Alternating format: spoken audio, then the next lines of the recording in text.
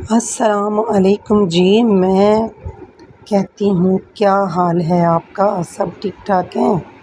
शुक्र है जी अल्लाह का, हम भी ठीक ठाक हैं। तो ये है सुबह सुबह 12 बजे की सुबह, घिया तोरी बन रही थी। ठीक है, पहले मौसम ख़राब था, फिर धूप निकल आई। अच्छा, मुझे कहते हैं जी वॉइस ओवर कर दे, वॉइस ओवर कर कंधा वखानियां ने मैं लोगों हैं। इन्नी भैड़ी आवाज़ है मेरी, अल्लाह माफ़ करे। रब ने बनाई है भी की करिए। हाँ, आटा लियाए बैठे हैं। साड़ी जिहड़ी कनक है वो आई नहीं हले, वो लियान दा मसला बनिया वे जी। कौन जावे? चिट्टा आटा खाने पे ना साढ़े को खाता जांदा है, ना कोई मसला है, कोई भी बहुत बड़ा मसला है। ये पता नहीं किवें लोग खांदे ने रबड़ जिहा। साढ़े तो अल्हम्दुलिल्लाह शुक्र है, गंदम है बड़ी मज़े की, और उसमें ताकत भी है। और क्या जी ईज़ी है इसमें।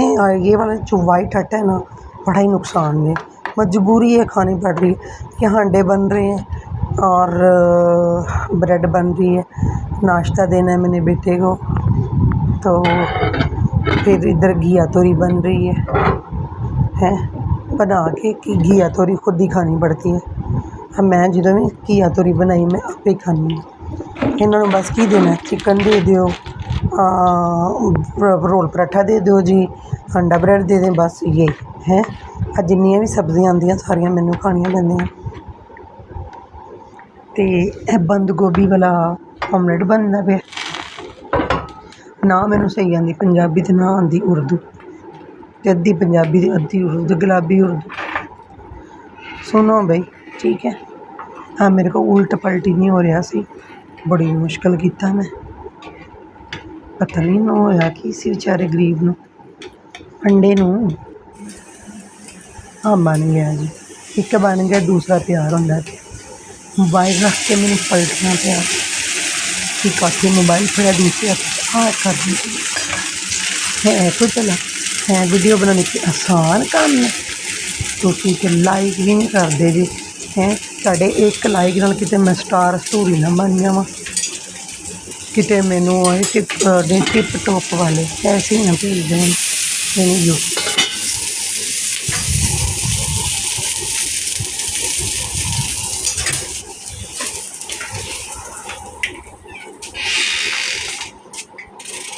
यहाँ पे ना आया था दूध वाला बाहर, मैं देखने गई, फिर मैं देख के अंदर आई, ऑमलेट देखा,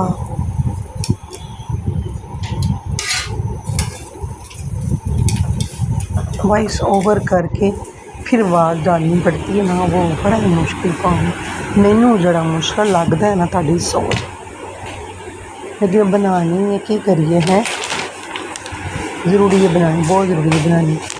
खिलौने फैले हुए ने, इधर साबूदाना बनता पे सुबह सुबह। साबूदाना मैंने अपने मियाँ भी बनाया, उनको देना होता है, और मेरे काके के लिए। हेलो, फिर छोटी वीडियो होगी मुसीबत।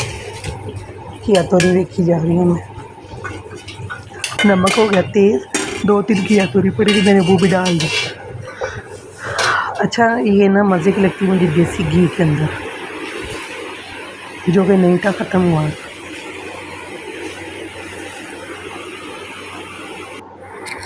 सफाइयाँ होने वाली थी, तो बस मैंने बाद में काम शाम। यहाँ से मैंने थोड़ी डस्टिंग करी थी, ये सुखा धनिया मैं वॉश करके इसको सुखाती हूँ। खोल रही थी, खुल ही नहीं रहा, तो फिर मोबाइल रखा, फिर खोला दोनों हाथों से। एक स्यापा है, स्यापा ही स्यापा। अल्लाह हाफ़िज़।